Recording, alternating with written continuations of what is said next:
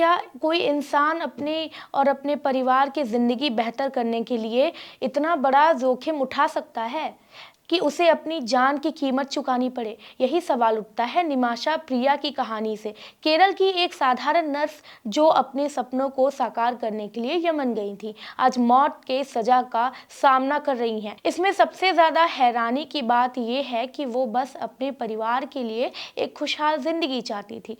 आम आदमी यही चाहता है ना कि वो अपने परिवार को खुश रखे किसी भी कीमत में, लेकिन यमन में बने हालात और गलत पार्टनरशिप और वहाँ के सख्त शरिया कानून ने उनके पूरे सपने को चूर चूर कर दिया है। आइए इसे थोड़ा विस्तार से समझते हैं। 2008 का साल था। निमिषा प्रिया एक 19 साल की लड़की थी जो केरल के एक छोटे से गांव में रहती थी। उन्होंने फैसला किया कि अपने परिवार को गरीबी से निकालने के लिए वो विदेश जाकर काम करेंगी। उनके पास नर्सिंग का हुनर था और इसी के सहारे वो यमन पहुंच गई। यमन में उन्हें सरकारी अस्पताल में नर्स की नौकरी मिल गई।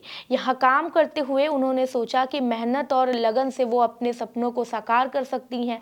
उनके दिल में ये बात घर कर गई कि यमन में काम करके वो एक दिन अपनी जिंदगी को बेहतर बना लेंगी। फिर 2011 में निमिषा शादी के लिए भारत लौटी। कोच्चि के रहने वाले टॉमी थॉमस से उनकी शादी हुई। शादी के बाद वो अपने पति के साथ यमन वापस लौट गई, लेकिन यमन की जिंदगी इतनी आसान नहीं थी जितनी उन्होंने सोची थी। टॉमी को वहां एक मामूली नौकरी मिली, इलेक्ट्रिशियन की। इतना कम वेतन था कि परिवार का खर्च चलाना भी मुश्किल हो गया था। फिर 2012 में उनकी बेटी मिशाल का जन्म हुआ। जब जिम्मेदारियां बढ़ गई थी लेकिन आमदनी नहीं। कुछ ही समय बाद 2014 में टॉमी और बेटी को भारत लौटना पड़ा। निमिषा को लगा कि अगर वो वहीं रहकर क्लिनिक खोलेंगी तो सब कुछ संभल जाएगा। उनके दिमाग में एक ही सपना था कि वो अपनी मेहनत से अपने पूरे परिवार का भविष्य सुरक्षित करना चाहेंगी और वो कर लेंगी। अब यमन में एक दिक्कत थी कि वहाँ का कानून कहता है कि अगर कोई विदेशी बिजनेस करना चाहता है तो उसे किसी लोकल नागरिक को पार्टनर बनाना होगा। यहीं पर तलाल मेहंदी नाम का आदमी उनकी जिंदगी में आया।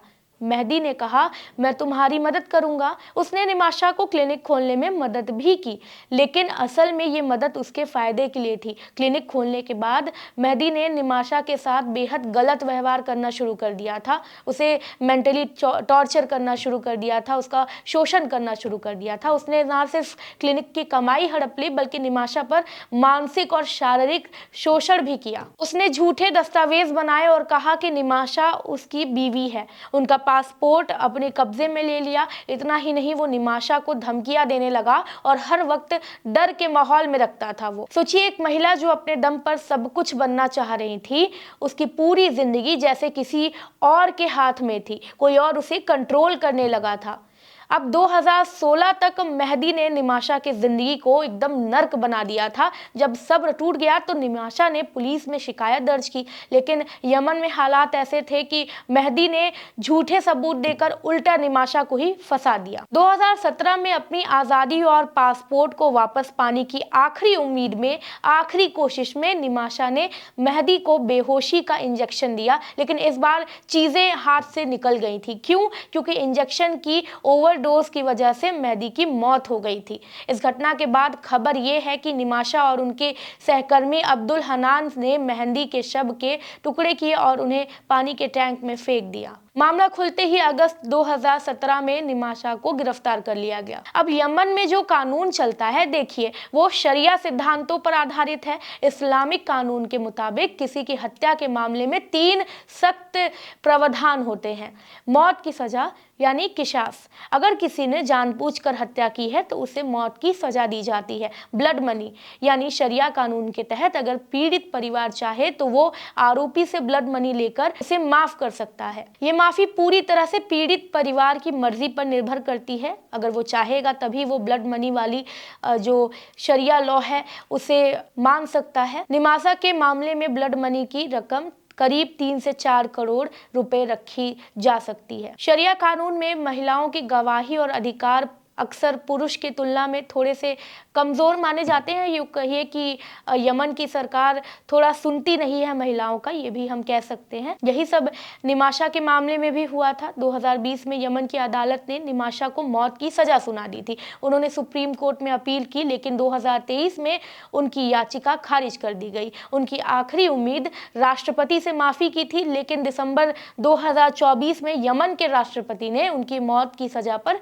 मोहर लगा दी थी। अब सोचिए, इस समय निमाशा के पास एक ही रास्ता बचा है, ब्लड मनी। उनके परिवार ने भारत सरकार और विदेश मंत्रालय से मदद की उम्मीद की है और उन्होंने अंतर्राष्ट्रीय अभियान शुरू किया है ताकि ब्लड मनी की रकम जुटाई जा सके। ये रकम बहुत ज़्यादा है, लेकिन शायद उनकी जान बचाने के लिए ये आखिरी मौका है।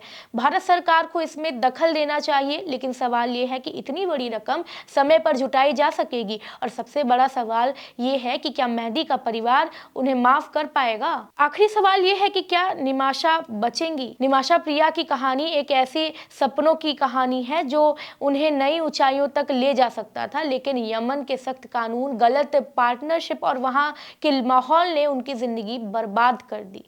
अब उनका पूरा भविष्य इस बात पर टिका हुआ है कि क्या ब्लड मनी इकट्ठा हो पाएगी, क्या मेहदी का परिवार माफ़ी देगा और क्या भारत सरकार सही समय पर दखल देगी। सोचिए, एक औरत जिसने अपने परिवार के लिए इतनी बड़ी लड़ाई लड़ी, क्या उसे उसका सपना पूरा करने का दूसरा मौका मिलेगा या उसकी ज़िंदगी का ये संघर्ष यही खत्म हो जाएगा? आपको क्या लगता है, क्या निमाशा को ये सज़ा मिलनी चाहिए? अपनी राय हमारे कॉमेंट सेक्शन में ज़रूर दें और वीडियो अच्छी लगी हो तो इसे लाइक एंड शेयर करें। आप कौन सी वीडियो नेक्स्ट देखना चाहेंगे, किस टॉपिक पे देखना चाहेंगे, ये भी हमारे साथ ज़रूर साझा करें और चैनल को सब्सक्राइब करें। मैं हूँ कृति मिश्रा।